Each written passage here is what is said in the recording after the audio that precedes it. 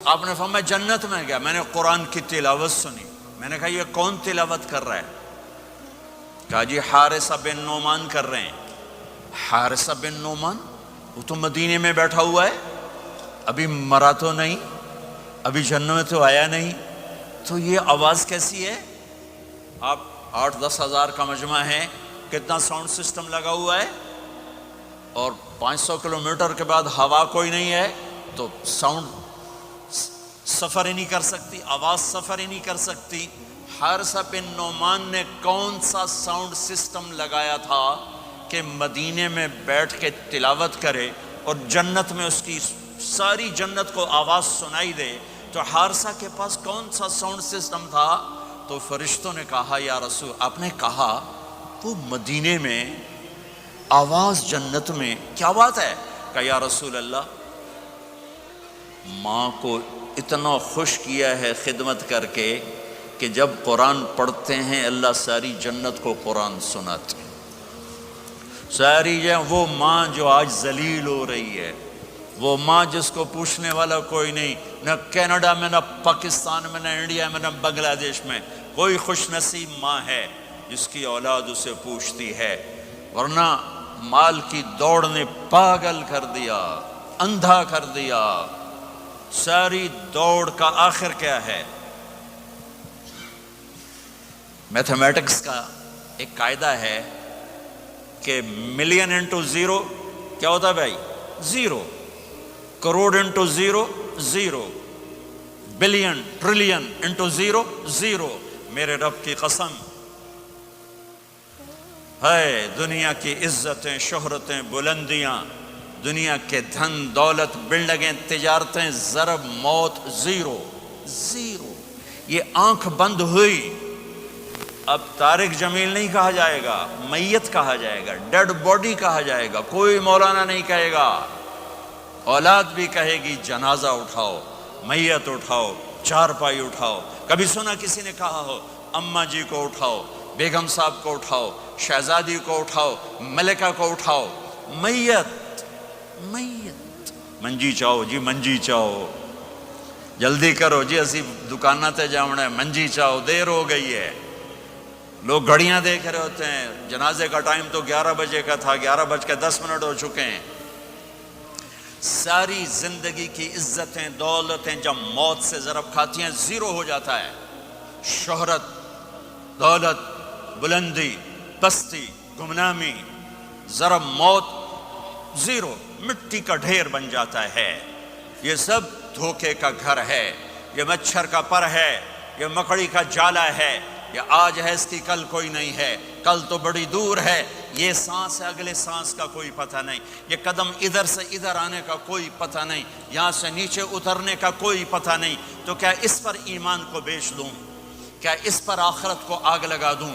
اجل موت کو کہتے ہیں، موت اجل ہی نے چھوڑا، نہ کسرا نہ دارا، اسی سے سکندر صفات بہارا، ہر ایک لے کے کیا کیا، نہ حسرت سے دھارا، پڑا رہ گیا سب یوں ہی ٹھاٹھ سارا۔ جگہ جی لگانے کی دنیا نہیں ہے، یہ عبرت کی جا ہے، تماشا نہیں ہے۔ ماں کی دعا نے حارثہ کی تلاوت کو 7 آسمان چیر کر پوری جنت گونج رہی ہے۔ کیا ہوا؟ حارثہ تلاوت کر رہا ہے۔ ساؤنڈ سسٹم کہاں سے لایا ہے؟ ماں کے پاؤں دھوتا ہے، یہ ساؤنڈ سسٹم ہے۔ حارثہ ماں کے کیسے خدمت گزار تھے؟ بیوی کو نہیں کہتے تھے میری اماں دی روٹی پکا، میری اماں دے کپڑے دھو، بیوی کو کہتے تھے یہ میری ذاتی پراپرٹی ہے، اس میں تیرا کوئی حق نہیں ہے۔ جس کے ذمے نہیں اس کو آگے کر رہے ہیں۔ میرے ذمے میری ماں کی خدمت ہے، میری بیوی کے ذمے میری ماں کی خدمت نہیں ہے۔ اللہ کے واسطے حقوق جانو، حقوق جانو۔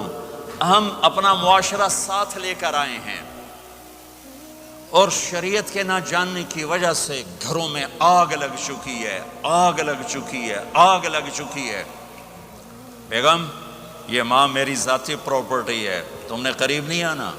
کپڑے خود دھوتے تھے، تیل لگاتے تھے، کنگھی کرتے تھے، جوئیں نکالتے تھے، سالن بناتے تھے، روٹی پکاتے تھے، پھر سامنے رکھ کے بیٹھ نہیں جاتے تھے، نوالے توڑ توڑ کے اماں کو کھلاتے تھے، نوالے توڑ توڑ کے کھلاتے تھے۔ صلہ کیا ملا؟ جنت میں آواز جا رہی ہے، کس نے پہنچایا؟ ایک اور واقعہ سنا دوں، بیٹے بھی بیٹھے ہیں، مائیں بھی بیٹھی ہیں۔ موسیٰ علیہ السلام نے کہا یا اللہ میرا جنت کا ساتھی کون ہے؟ اللہ تعالیٰ نے کہا فلاں قصائی، یہ گوشت بیچنے والے۔ گوشت بیچنے کا پیشہ ہمارے ملک میں کوئی اچھا نہیں ہے، تھے ہمیں چنگا ہوئے تو پتہ کوئی نہیں، تو وہ ماٹھے لوگ کرتے ہیں، تو ادھر تو بڑا فیشن کے ساتھ ہے۔ تو موسیٰ علیہ السلام حیران ہوئے، بھئی قصائی میرا جنت کا ساتھی کیسے بن گیا؟ وہ گئے کا کون ہے؟ کا فلاں۔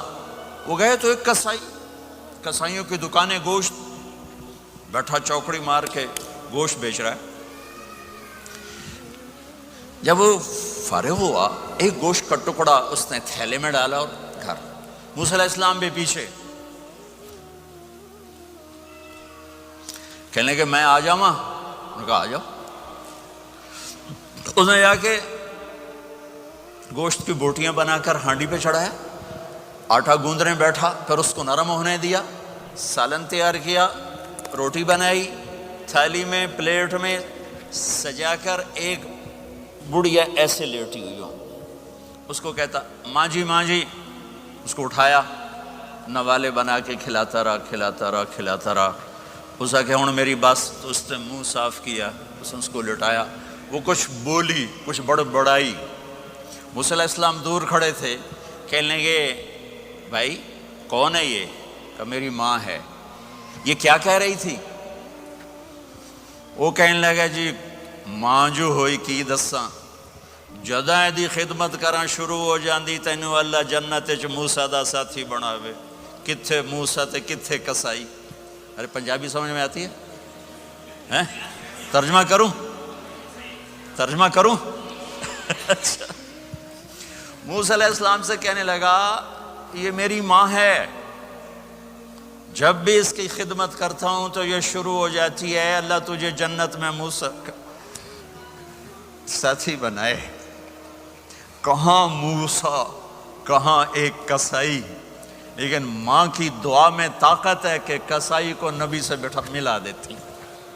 اگر ماں باپ ساتھ ہیں تو ان کی دعا لے لو، ان کی دعا لے لو، ان کی دعا لے لو۔ ماں کی دعائیں تمہیں نبیوں کے ساتھ کھڑا کر دیں گی، باپ کی دعا تمہیں بڑے بڑے کتب ابدالوں کے ساتھ کھڑا کر دے گی۔ والدین کو خوش کرنا، جو صبح صبح والدین کی صرف ایسے جا کے دیکھ لے، نہ سلام کرے نہ حال پوچھے، بس یوں دیکھ لے محبت سے، صبح سے شام تک جنت میں 2 دروازے اس کے لیے کھل جاتے ہیں۔ صبح سے شام تک جنت میں 2 دروازے کھل جاتے ہیں۔ اگر آپ کے ماں باپ یہاں ساتھ ہیں تو اپنی جنت بنا لیں، ان کے مرنے سے پہلے اپنی جنت بنا لیں، ان کی دعا لے لیں۔ ہمارا ایک نوجوان ذمہ دار تھا، نہ نماز نہ روزہ نہ حج، کچھ بھی نہیں، اور غافل زندگی۔ اب تو ماشاءاللہ بہت بدل گیا ہے، کہتا مولانا میری کبھی کوئی دعا رد نہیں ہوئی، حالانکہ سارے عیب تھے، سارے گناہ تھے، دعائیں ساری قبول تھیں۔ میں نے کہا وہ کیسے؟ کہ میں رات کو جا کے اماں کو بھی دباتا، اور اب بہت بڑا ذمہ دار اپنی ماں کو بھی دباتا، اپنے باپ کو بھی، پھر دونوں کے پاؤں یوں اپنے باہوں میں لے کر ان کو چومتا اور ان پہ سر رکھ کے دعا کرتا، میری ہر دعا قبول ہوتی تھی۔ تو اپنے ماں باپ کے قدموں تلے اپنی دعائیں تلاش کرو، خاص طور پر اپنی ماں کے قدموں تلے جنت تلاش کرو۔ میرے نبی نے کہا ماں کے قدموں تلے جنت ہے۔ میرے نبی نے حضرت عمر سے کہا تیرے زمانے میں ایک شخص آئے گا، اویس، وہ رنگ کا ہوگا کالا، قد کا ہوگا چھوٹا، اور قبیلہ ہوگا قرن۔ جب وہ آئے تو اس سے دعا کروانا، تو بھی اور علی بھی۔ کہ وہ کس لیے؟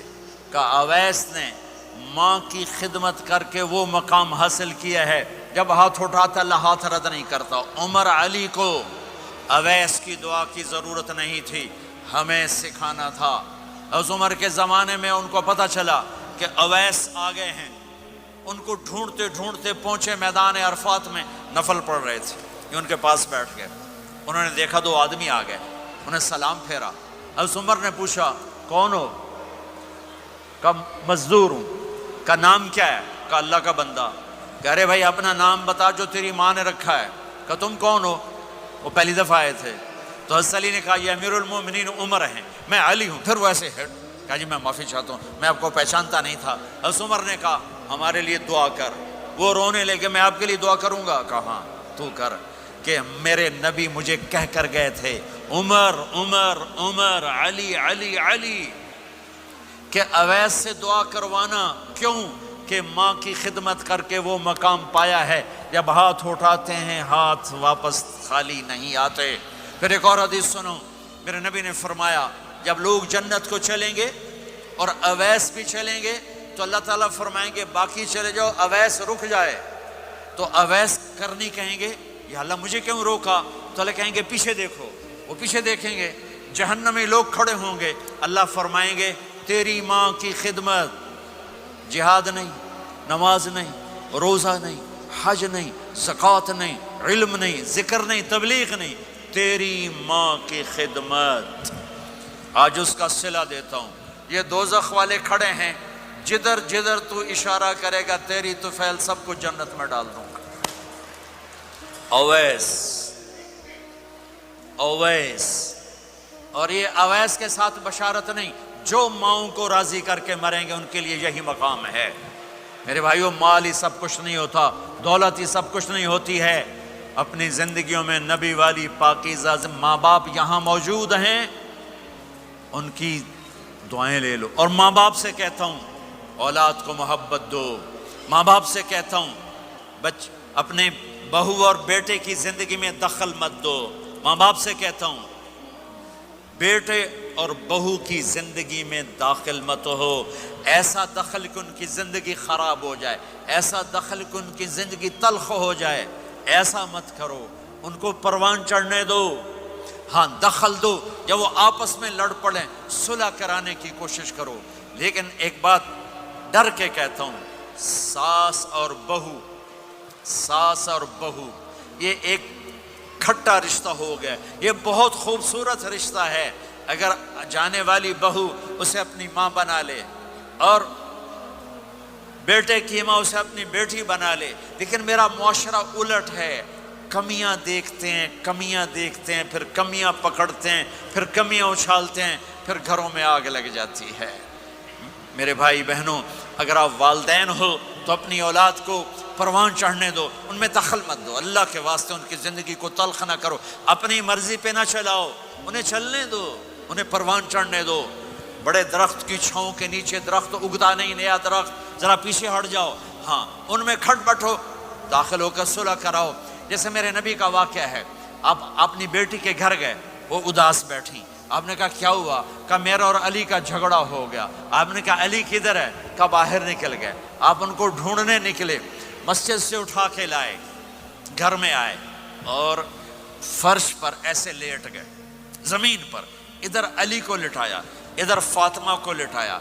अली का हाथ पकड़ के यहाँ रखा, फातिमा का हाथ पकड़ के यहाँ रखा, और ऊपर फातिमा के हाथ के अपना हाथ रखा। ये अली का हाथ, ये फातिमा का हाथ और ये अपना हाथ। फिर फरमाया बच्चों बोलो हमारी सुलह हो गई। ये है बड़ों का काम, बोलो हमारी सुलह हो गई। तो दोनों ने कहा हमारी सुलह हो गई। तो आप बाहर निकले बड़े खुश। सहाबा ने कहा या रसूल अल्लाह आप बड़े खुश नज़र आ रहे हैं। कहा मैं अली और फातिमा की सुलह करा के आ रहा हूँ।